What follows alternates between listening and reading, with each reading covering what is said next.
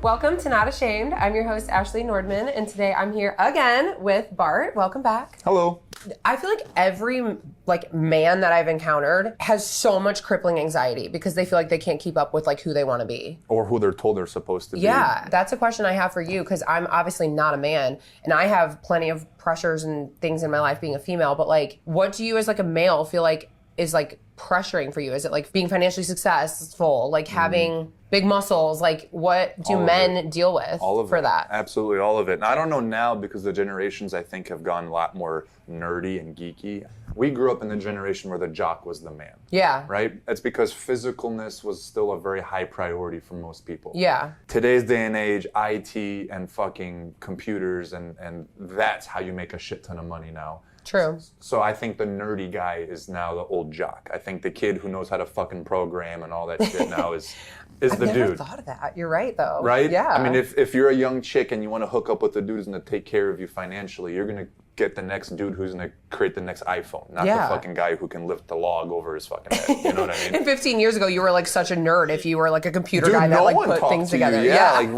what fuck are you going to do? Play on video games? No, dude, you'll make $800,000 playing video games now, right? I never thought of that, but you're right. Now it's kind of switched.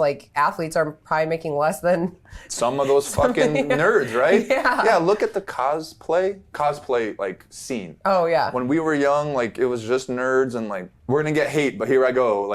The fat, out of shape, it wasn't very attractive scenery. Yeah, Now, absolutely. it's the hottest fucking chicks are in cosplay. The fucking richest dudes are in hentai and the fucking cartoon anime shit, yeah. That is way more widespread than it is to be the burly man that can do stuff, right? That dude is being ostracized like a motherfucker. When you ask about the pressures of being a man, I think that changes generationally, but ultimately it's just the concept of someone has to run into the fire first and it has to be you. Being the man, That's you mean? Right. Yeah. It needs to be me. You need to be the leader, the security. I'm the one to figure it out. Yeah, the one that's unafraid. That's right. Well, that's a great fucking word to use right there because a lot of why I wanted to be comfortable is because I was constantly afraid and I thought that I wasn't capable because I felt fear.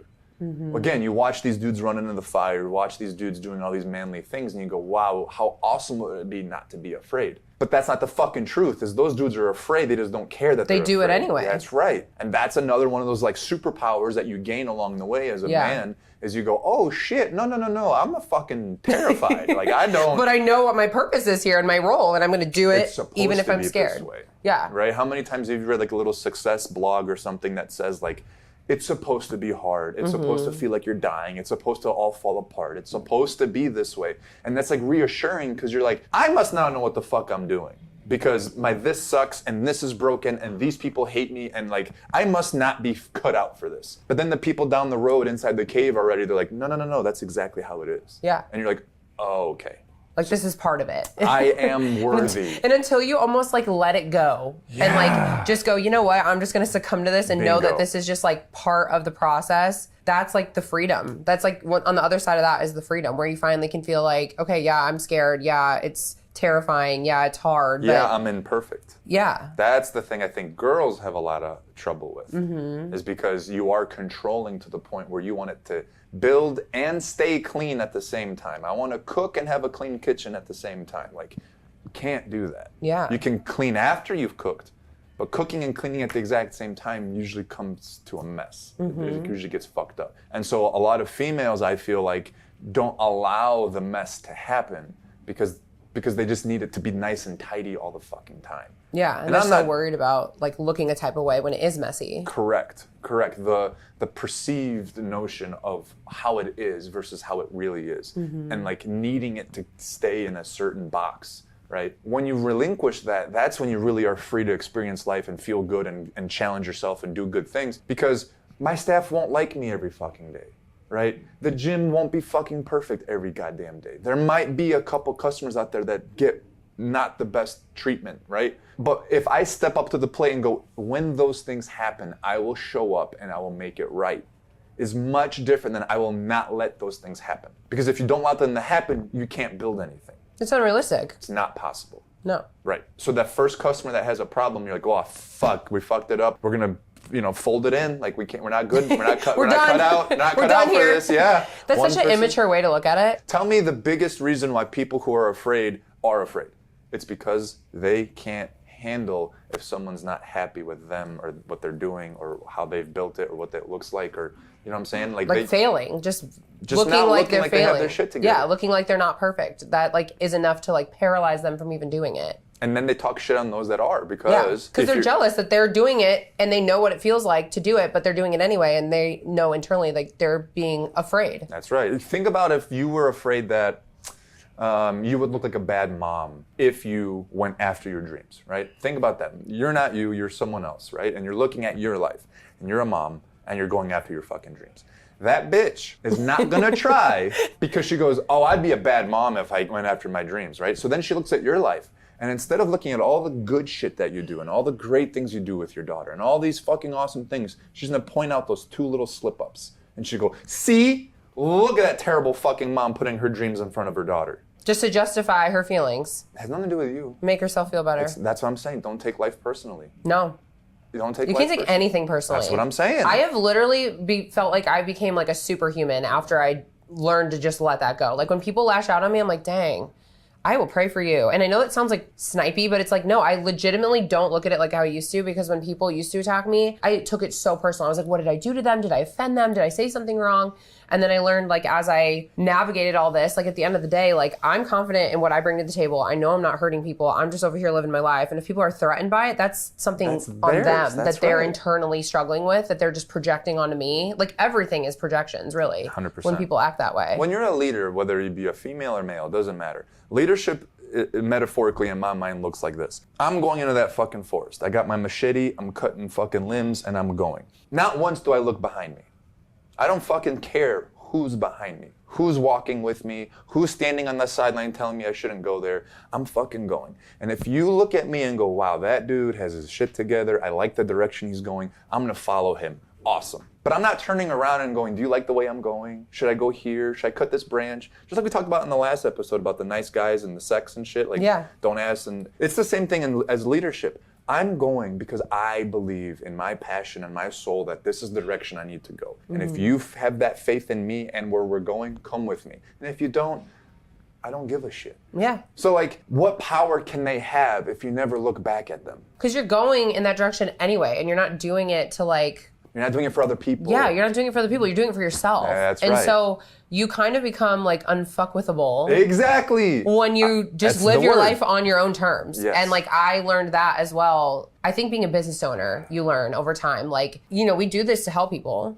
And that's great. Genuinely. We genuinely want to help people and make like the world a better place. So yes, like we care about what people think about us and we care about their input and things like that. But still, when it comes to our goals and how we live our life, like we're going in one direction and we're doing it for ourselves, and we're not comparing, we're not looking at other people, we're not trying to get that like admiration from others. We are doing it because we know what we can bring to the table and what we can do. And I think that makes like a huge difference, because I know like when I wasn't feeling my best self, I feel like I put all of my worth in like what other people like thought I was doing. And then the second I flipped that switch, like I obviously own a skincare brand and there's plenty of millions of other brands out there. I don't even look at what they're doing. I don't either. Okay, I wondered if you were like that too, because like I don't look at my competition because I don't want them to like alter how I'm living my life. Like I'm gonna like run my business based off like my gut and like my customers and like what I feel is best, because I know like the industry, I guess, as well as I do. But I don't sit here and compare myself to other people, because that would just like steal so much joy from me. And I think other people are comparing themselves to people like you and I a lot, and it's stealing their happiness, and I see how much that affects them. Yeah. So for me, like I just focus on me and like me only, and like I'm kind of like tunnel vision. You know, there's a lot to be said on that. Like, if you're in business to help people in a certain aspect, right? Whose opinion matters the most? It's the people's you're helping. Yeah. Right? So like if you're in tune with your intuition and your gut is just connected to the community at which you're trying to help, whose other input do you need to help them?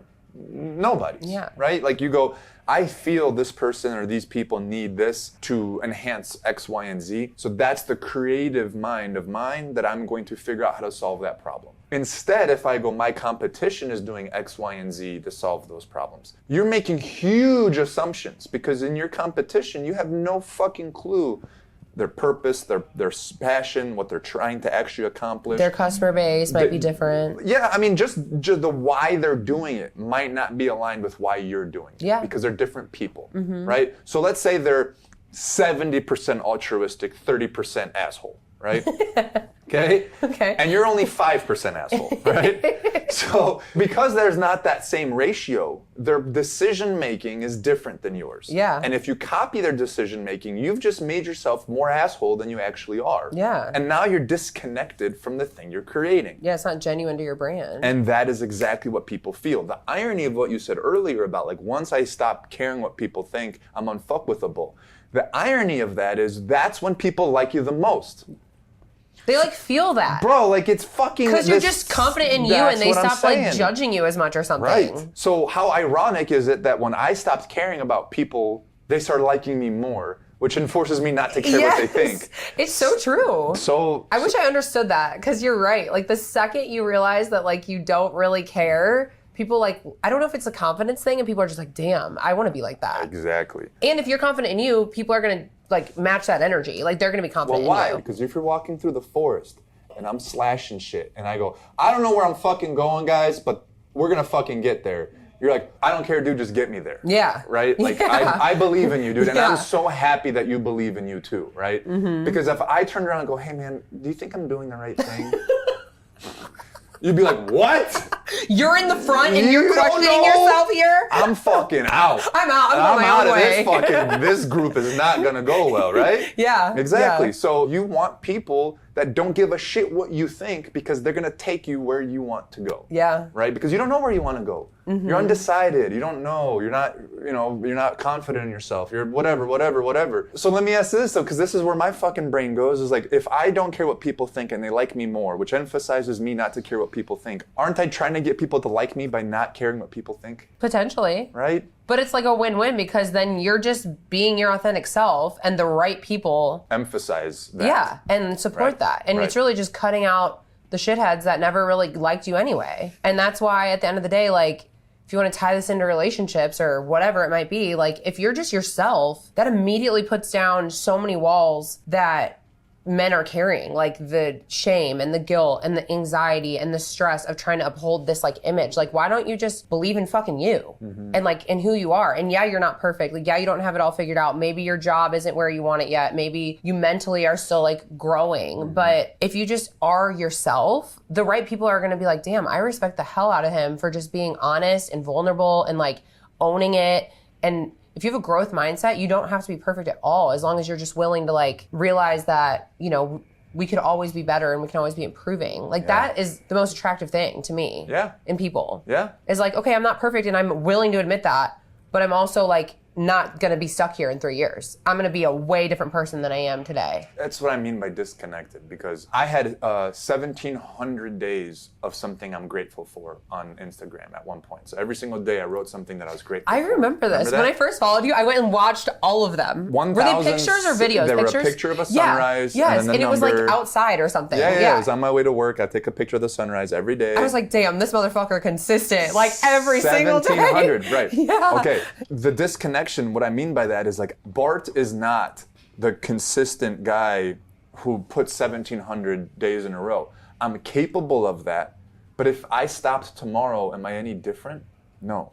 People put too much power into these fucking things that they have or that they do, and they go, I am not who I am without doing this, so they're scared to stop or they're scared to start. I don't give a fuck. You could take all of this away tomorrow, and I would still be exactly the same fucking guy I am, and I would go figure it out. I would go open a tire shop. I'm disconnected from all of it.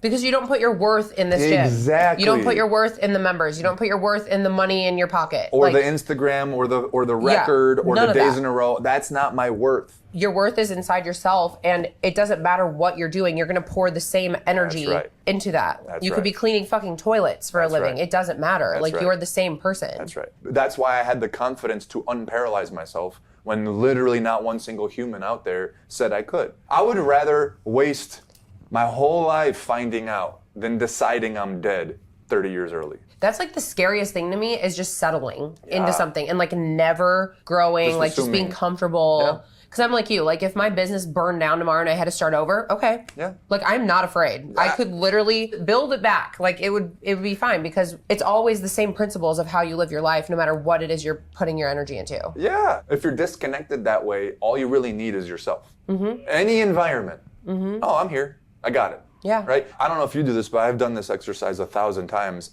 I will literally run through the opposite of everything I want and see how I would handle it. Oh. Right? I need to do that. I've never done that actually. Everything goes to shit. I have to sell everything. I have to go live in a 1-bedroom bullshit apartment. Okay, never mind. I've done that. I've done that. Okay. Because like I've had to make some like huge decisions with my business, and I've been like, okay, if this fails, What it's am I- fine. I'm gonna scale back on this. I'll sell my car. I'll freaking do this. Can I not drive a Geo Metro? Sure I can.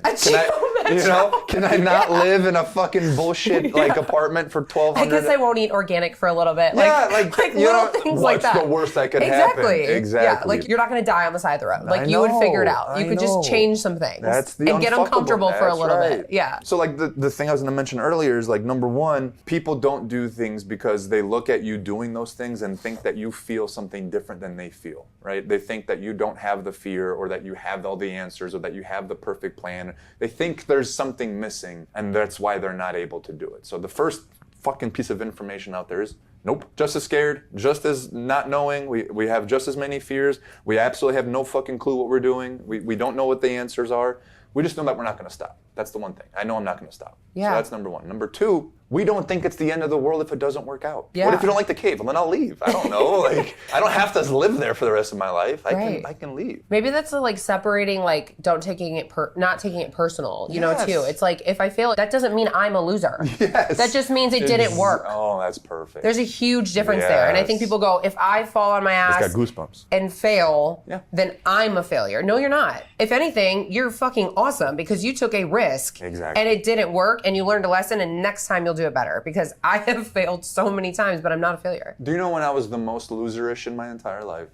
Is in college when I sat in my room and did nothing. That's when I was the biggest loser. But it was a life-defining It time for you. trajectoried me different because I had everything I wanted. I had no pain. I had no responsibilities. I had no pressure. That sounds fucking awesome. I was a loser and I hated myself. Yeah. And I had none of the three largest anxiety. I didn't have any. Well, I kind of had anxiety, but I didn't because I never actually put myself into places to be anxious. Yeah, you like avoided I avoided anxiety, right? right? So like again, from like a physiological standpoint, I slept, I ate, I worked out, and that is it. No stress whatsoever. And it was awful. Mm-hmm. So for those of you out there chasing those things, it's way worse than whatever the fuck you're dealing with now. Yeah. So instead, do the opposite. Put yourself into the most uncomfortable, the most tragic, the most fucking painful, the most potentially awful situations possible, and watch how fucking awesome it is on the other side. Ask the girl that you think might say no. When she says yes, it's the fucking greatest day ever,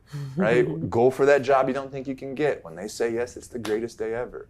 If they say no, you're right back where you fucking started. You don't go around telling people, hi, I got denied 16 jobs this week. You know?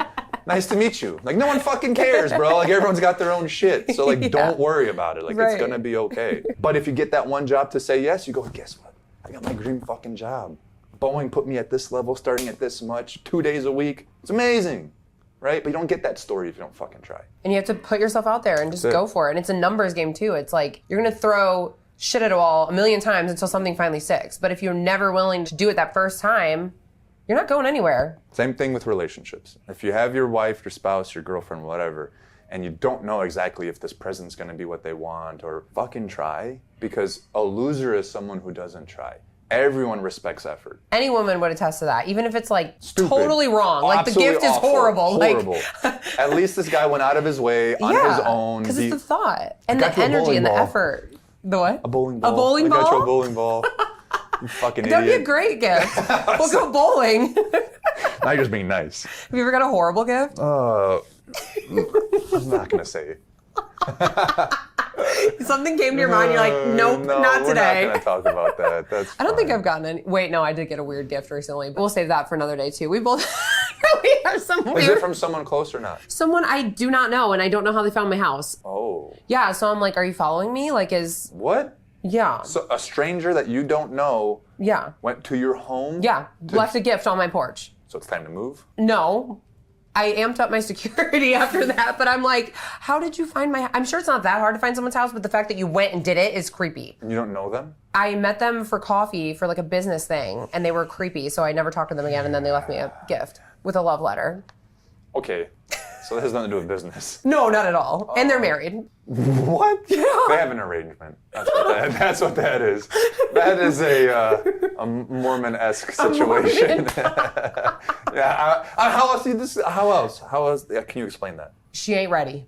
That's all it is. Do you know how many people, like, that's their number one avoidance? It's just being truthful with other people. Yeah. Confrontation used to scare the living shit out of me. But after a while, I learned just like pain, just like everything else, you can't avoid it. Like, you're actually making things worse if you don't confront someone right away. So I've learned to just like rip the Band-Aid off and just be like, hey, and like just say it. Because I end up being an anxious fucking mess, thinking about it for days, weeks, hours, whatever, where it's like, you know what, I need to just call them up or text them or and just... it's over. And it's over. The worst answer is better than any lie. Yeah. Right? And it's always the one you need to hear. Yeah. So it's like, just fucking do it. Just so I fucking do just it. have learned... Don't be a pussy. Don't be a pussy. If I want to that's- avoid confrontation, that then is I'm gonna- actually going to call you right now and just confront you and tell you. Thanks for being here, Bart. Oh, of course. Always love chatting with you. That's what we're gonna do. Yep. Cannot do it. Awesome. Well, till next time, be loud, be proud, and be shameless. And don't be a pussy. Don't be a pussy. Visit us at anskinbeauty.com to shop all of our medical grade skincare.